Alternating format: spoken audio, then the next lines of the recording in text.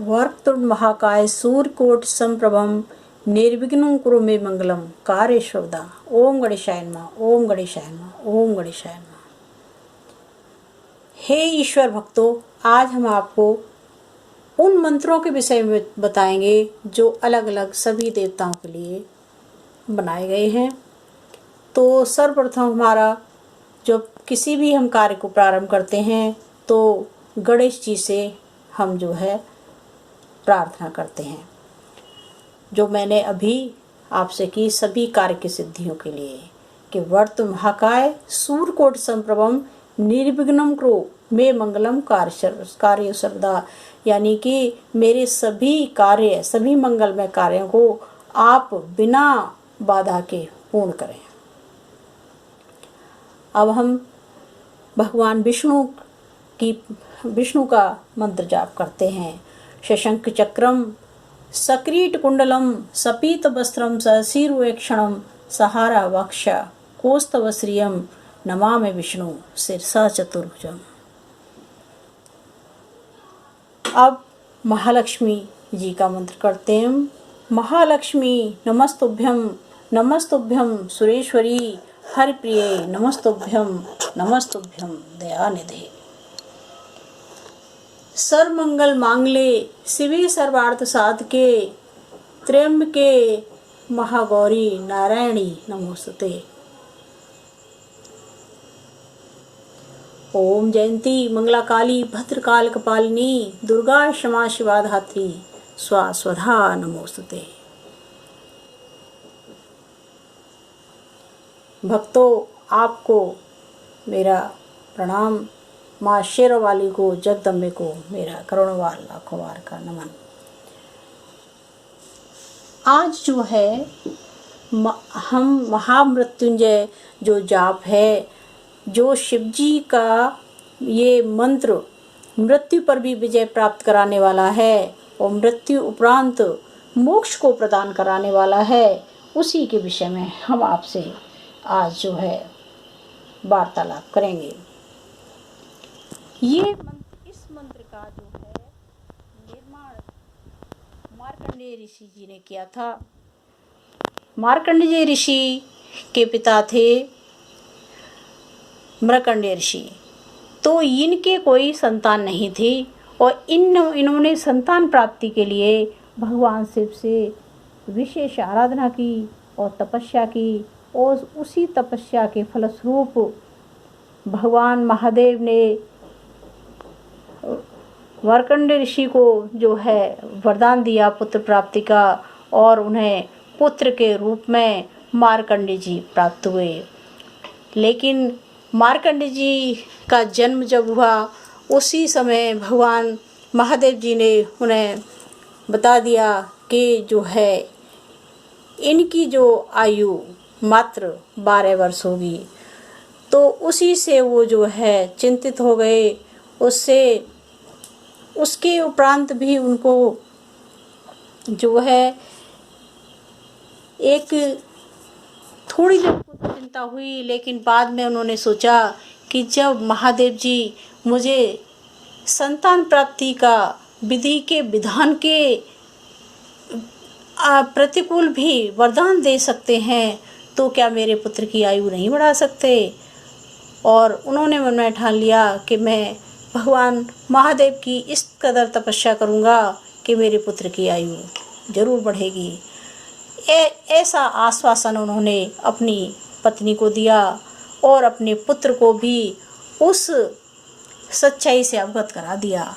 और जब उन्होंने अपने पुत्र को ये सब बताया, तो उन्होंने अपने पिता से कहा कि पिताजी, आपको चिंता करने की कोई आवश्यकता नहीं है, क्योंकि मैं महादेव जी का जाप करूंगा, उन्हें प्रसन्न करूंगा और उससे मुझे दीर्घायु प्राप्त हो जाएगी।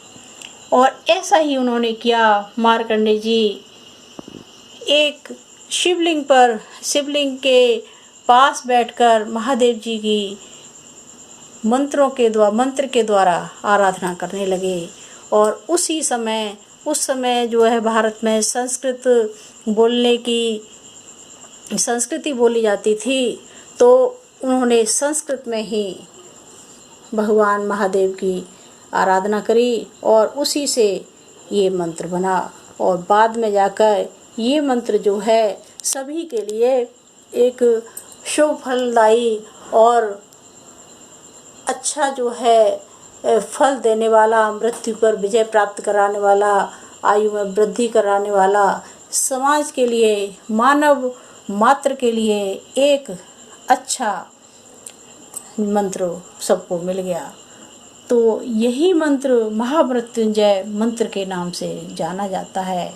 ये मंत्र तो लगभग भारत के सभी जानते हैं, फिर भी मैं इस मंत्र का एक बार उच्चारण करके आपको बता देती हूँ।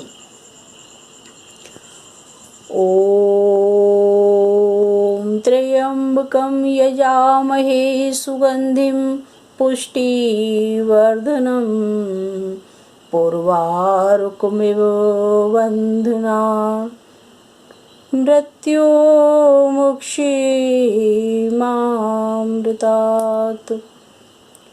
और इस मंत्र का और भी आप इसको पढ़कर अच्छे से कर सकते हैं। और मेन है कि हमें इसके अर्थ को समझ लेना बहुत आवश्यक है।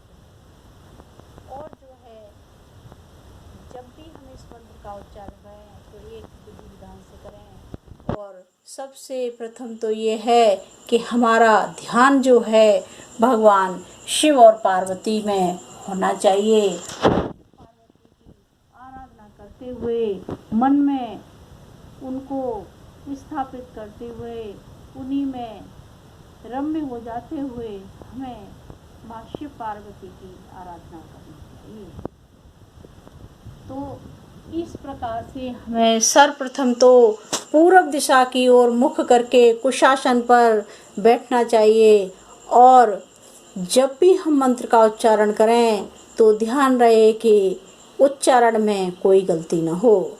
और रुद्राक्ष की माला पहनकर ही हमें उच्चारण करना चाहिए और रुद्राक्ष की माला हाथ में लेकर ही मंत्रों का जाप करना चाहिए। हम 108 बार भी कर सकते हैं। हमारी अपनी श्रद्धा पर निर्भर करता है, हमारे समय पर निर्भर करता है, लेकिन जहाँ तक हो सके हमें 108 बार माला का जाप करना चाहिए। उत्तम फल की प्राप्ति के लिए हमें एक तो सर्वप्रथम ये ध्यान रखना है कि हम जो है एकदम पवित्र वस्त्र धारण करें और स्वयं को पवित्र कर लें, पूरे तन मन को पवित्र रखें और एक ब्रह्मचर्य का पालन भी करें हम। दूसरा, किसी प्रकार के गंदे खान पीन का यूज न करें, यानी मांसाहार आदि का उपयोग न करें, प्याज लहसुन आदि का उपयोग न करें, तामसी भोजन नहीं करना है।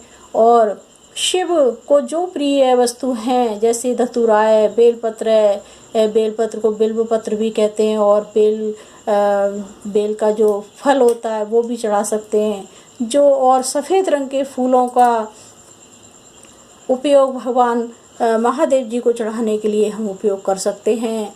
और मेन हमें सर्वप्रथम तो जब गणेश जी का आह्वान करना है और उसके उपरांत हमें मंत्र का जाप करना है। हमें माला को ढक कर जाप करना चाहिए और इस मंत्र का उच्चारण हमें अंतर मन में करना होता है, ना कि जोर जोर से चिल्ला चिल्ला कर। केवल हमें इसका उच्चारण ऐसे करना चाहिए कि हमारे आत्मा की आवाज़ ईश्वर तक पहुँचे। और इन विशेष बातों का कुछ इस वीडियो में पूरा मैं आपको नहीं बता पाऊँगी क्योंकि वीडियो बहुत लंबी हो जाएगी, लेकिन आप ये थोड़ा सा अवश्य ध्यान रखें कि महामृत्युंजय मंत्र का जाप बहुत ही अच्छा फल है, लेकिन उच्चारण का विशेष ध्यान रखना है। हमें ये भी ध्यान रखना है हमें किस मुद्रा में बैठना है, हमें पुष्टासन का यूज करना है और पूरब दिशा की तरफ ही होना चाहिए हमारा। और जो भी विधि विधान कुछ होते हैं हम आपको नेक्स्ट वीडियो में बताएंगे। आज के लिए बस इतना ही। जय माता दी। ओम नमः शिवाय। ओम नमः शिवाय।